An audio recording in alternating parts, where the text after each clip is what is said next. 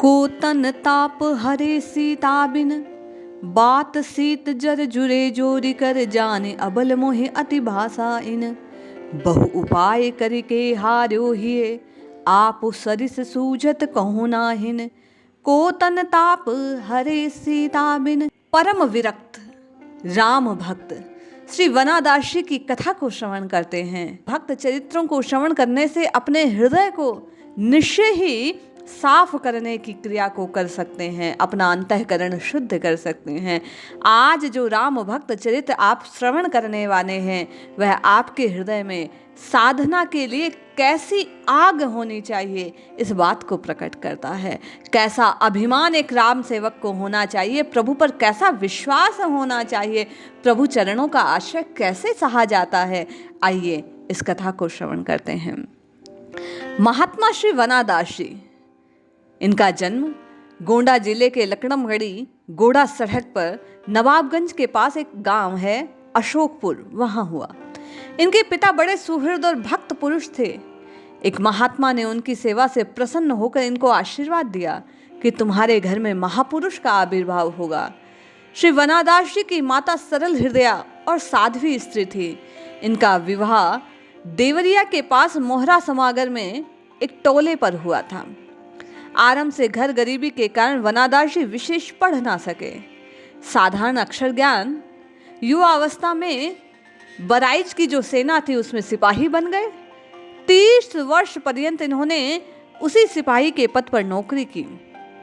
उन्हीं दिनों इनके इकलौते पुत्र का 12 वर्ष की अल्प आयु में स्वर्गवास हो गया। वे मनः संतावना के लिए सब के साथ श्री अयोध्या जी आ गए, परंतु बाद में वे हमेशा हमेशा के लिए विरक्त होकर वहीं अयोध्या जी में विक्टोरिया पार्क के पश्चिम में एक निश्चित स्थान पर बैठकर कठोर 14 वर्ष की तपस्या करते हैं। वे अयोध्या जी में लगभग 40 वर्ष रहे। इतने लंबे समय में धन संग्रह का कोई उपाय कभी श्री वनादास जी ने नहीं किया। यहाँ तक कि उदर पूर्ति के लिए कभी भिक्षा तक नहीं मांगी इन्होंने। रीवा नरेश महाराज श्री रघुवीर सिंह, जो स्वयं राम भक्त थे, एक बार जब वे अवध पधारे तब ये सुनकर कि यहाँ कुंज में एक विरक्त महात्मा रहते हैं, वे श्री वनादास जी का दर्शन करने चले गए। श्री वनादास जी उस समय अपनी कुटिया में लेटे थे। श्री रघुवीर सिंह जी के आने पर वे उठे नहीं, लेटे रहे और करवट बदल ली। पीठ करके राजा को लेट गए। रीवा नरेश को इसमें अपने अपमान की अनुभूति हुई। वे वहां से चले गए, किंतु रीवा नरेश जब रात में लेटे हुए थे, निद्रा में थे, स्वप्न हुआ जैसे उन्हें कह रहा है भीतर का तत्व कोई कि तूने महात्मा का निरादर किया है। रघुराज सिंह उसी समय उठा। लगभग 12 बजे का समय था। महात्मा श्री वनादास जी की कुटिया पर गए। महात्मा निद्रा में थे, अतएव 4 बजे तक वे वहीं बैठे रहे। ये संत पुरुष का लक्षण है। एक संत के अपराध को उन्होंने अपने हृदय में ऐसी पीड़ा मानी कि वहीं बैठकर इंतजार करने लगे। अपनी भूल के लिए जब प्रातःकाल नित्य क्रिया के लिए वनादास जी उठे, दर्शन प्राप्त हुआ तो क्षमा मांगी और 10,000 की एक थैली देते हुए कहा, मुद्रा से भरी हुई। वनादास जी ने इसे लेने से मना कर दिया, अस्वीकार कर दिया और कहने लगे, जाचव जाव जमाती जर जोरू जाति जमीन, जतन आठ ये जहर सम वनादास तजदीन।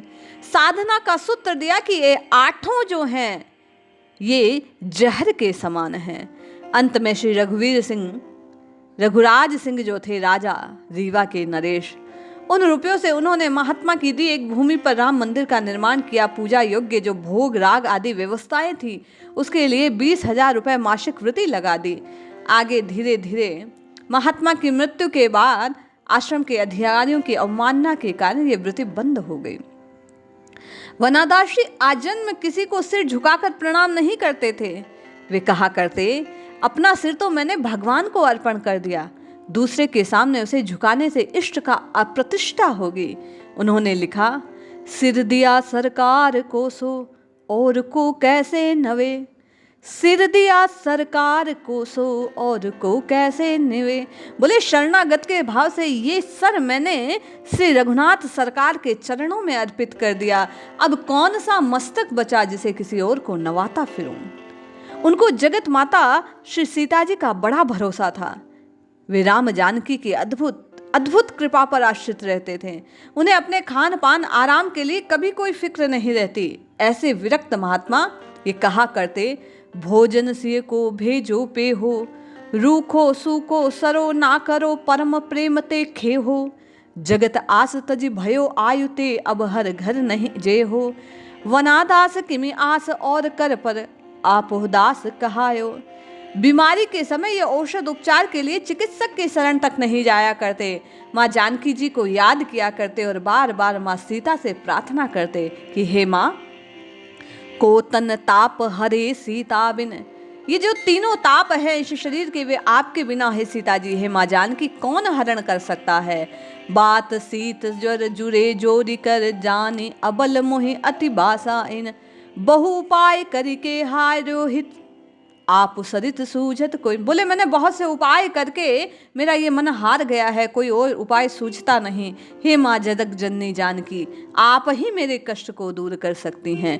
इस प्रकार ये बार बार सीता जी को पुकारते और माँ की कृपा दृष्टि इन पर होती और ये कष्ट से मुक्त हो जाते।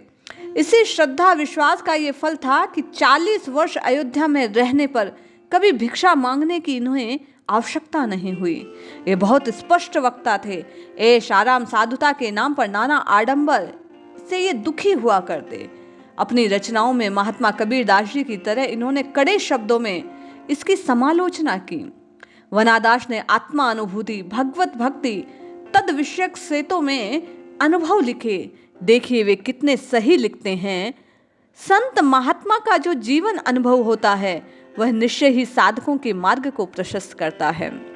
वे लिखते हैं, अजम्बरग अनुभव बरसे आज, काम क्रोध मद आस बासना, अर्क ज्वारा ही झर से आग, लोभ मोह पर द्रोह दीव दुख, कील कुचाल स्वतर से लाग, जावत स्वप्न सुसुप्ति तीनों, जागत स्वप्न सुसुप्ति तीनों, गुण निधि निसे गहे से लाग, इंद्र दमन अमन सब भावहि, अरुचि होम स्वहे छर से लाग।